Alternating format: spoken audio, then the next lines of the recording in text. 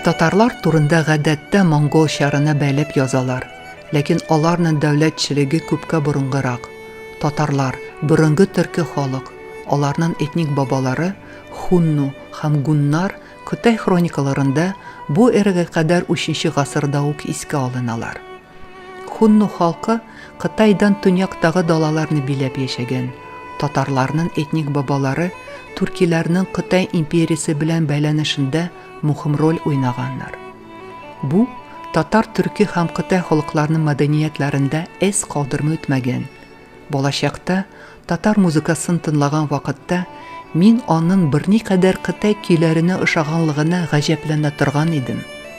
Татар, монгол, Кытай, төрки халыкларының үзенчәлекле мәдәниятләре арасында башка охшашлыкларны мин аларның милли ашларында, милли киемнәрендә, милли бизәкләрендә, милли символикларында очратам. Кимнән алганы монда мөһим түгел. Минем өчен татар халкы мәдәниятенең гүзәллеген, борынгылыгын күрә белү әһәмиятле.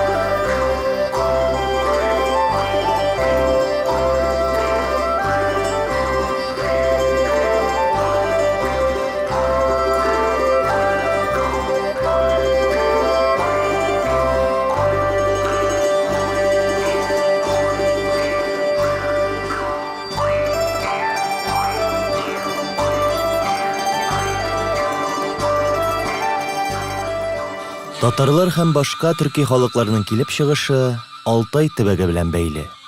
Күчмә халык булган хуннар, татарларның борынгы бабалары, Кытайдан төньяктарак урнашкан далаларны били. Хуннар төрки кабиләләрдән торган кабиләләр берлеге хуннар дәүләтен төзиләр. Аңа нигез салучы һәм аның беренче хакиме Шанью Моде була.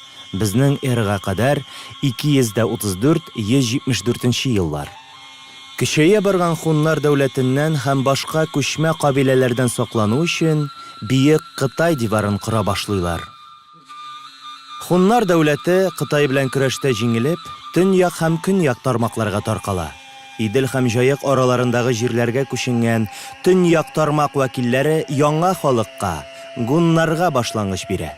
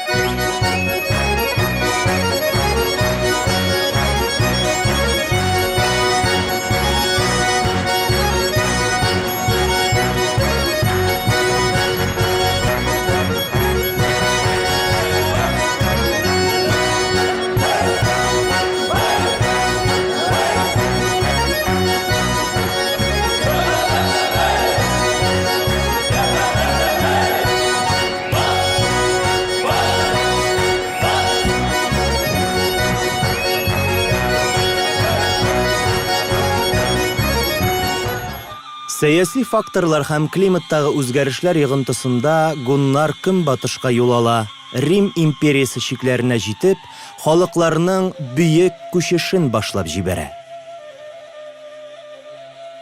Гуннар куәтле дәүләт Гун берлеген төзиләр. Аның үзәге Паннониядә, хәзерге Венгриядә урнашкан була. Аның чәчәк атучыры Аттилланың хакимлек итү вакытына туры килә. Аттилла үлгәннән соң гуннар дәүләте таркала. Германлылар һәм элек үзләренә буйсынган башка кабиләләр тарафыннан җиңелгәннән соң, гун кабиләләре тарала һәм башка күчмә халыклар белән кушыла. Азиядә калган хун тукымнары төрки каганлык төзиләр. Аның башында ашын нәселе вәкилләре тора. Бу вакытта төрки каганлыкны төзүдә катнашкан татар кабиләләре 30 татар, 9 татар турында беренче мәгълүматлар очрый.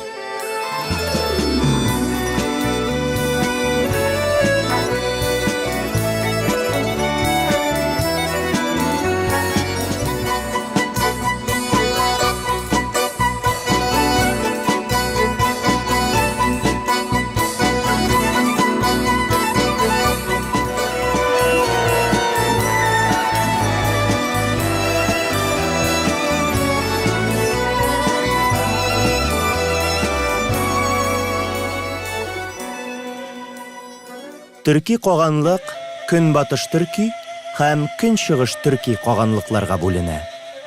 Кара диңгез буенда көнбатыш төрки каганлык варислары Болгар кабиләләре бөек Болгар дәүләтен төзиләр. Кубрат хан идарәсе вакытында әлеге дәүләт үзенең чәчәк атучырын кичерә. Көнчыгыш төрки каганлык Тан империясы тарафыннан яулап алына һәм яшәүдән туктый. Кубрат үлгәннән соң бөек Болгар да таркала. Кубратның уллары үз кабиләләре белән Балканга һәм Урта Идел якларына күченә. Калганнар көчәя барган хәзәрләргә буйсына башлый. Болгарларның күченүе нәтиҗәсендә Дунай Болгары һәм Идел Чулман Болгары барлыкка килә.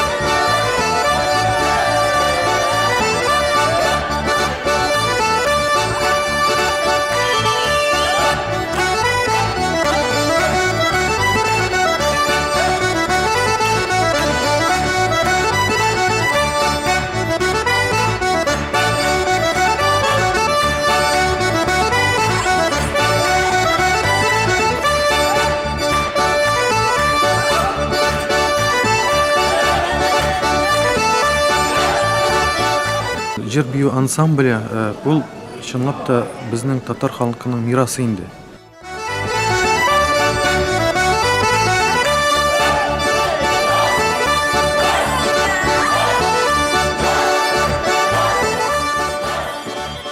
Тан империясы түргешләр кысрыклавы һәм феодаль ызгыш нәтиҗәсендә көнбатыш төрки каганлык таркала.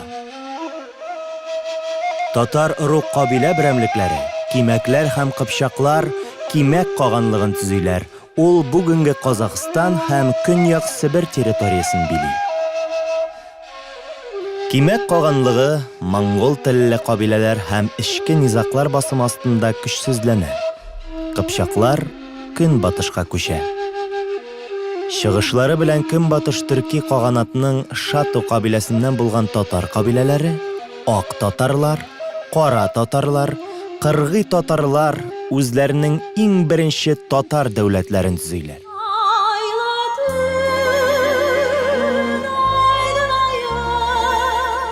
Татарская культура. Татар сәнгате бик борынгы һәм үзенчәлекле. Ул милли рухлы һәм беркемне дә битараф калдыра алмый. Равнодушно любого человека.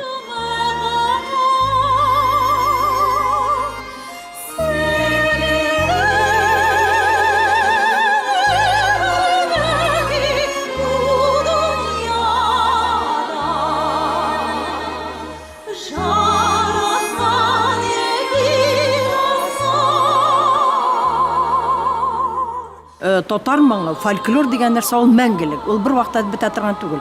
Ул милләтнең нигезе булып тора. Золтан Кодоины алсак, Глинканы алсак, Чайковскийны алсак, безнең Рөстәм Якин, Заһид Хәбибуллин үзебезнең композиторлар.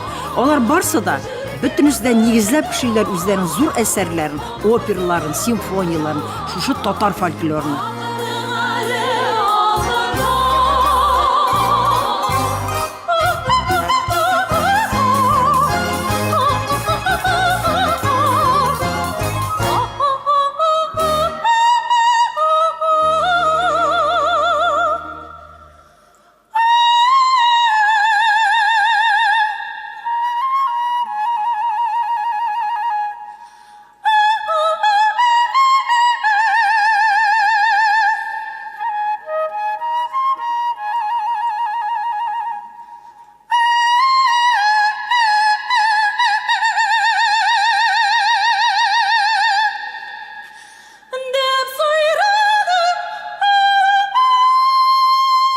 Бу коллектив, алар татар халкына түгел, алар бөтенләй менә Татарстан өчен, Татарстан йөзе булып торалар.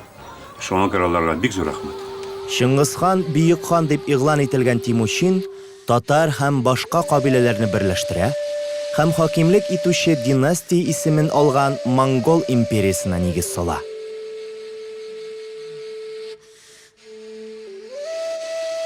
Шыңгыз ханның улы улы Жюшигә империяның көнбатыш җирләре, шул исәптән әле яулап алынырга тиешләре дә билгеләнә. Батый хан гаскәрләре Идел Чулман Болгарын яулап алалар. Болгар шәһәре Жюши олысының беренче башкаласына әверелә. Рус чыганакларында Алтын Урда буларак билгеле булган Жюши олысы Мәңгү Тимерхан идарә иткәндә Монгол империясына бәйлелеген югалта.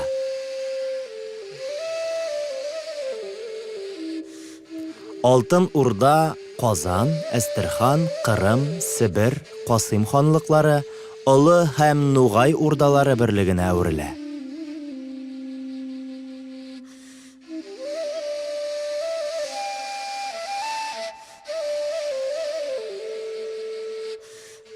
Әлеге дәүләтләр кысаларында татарларның бүгенге этнографик төркемнәре формалаша. Казан, Әстерхан, Кырым, Себер, Касыйм татарлары.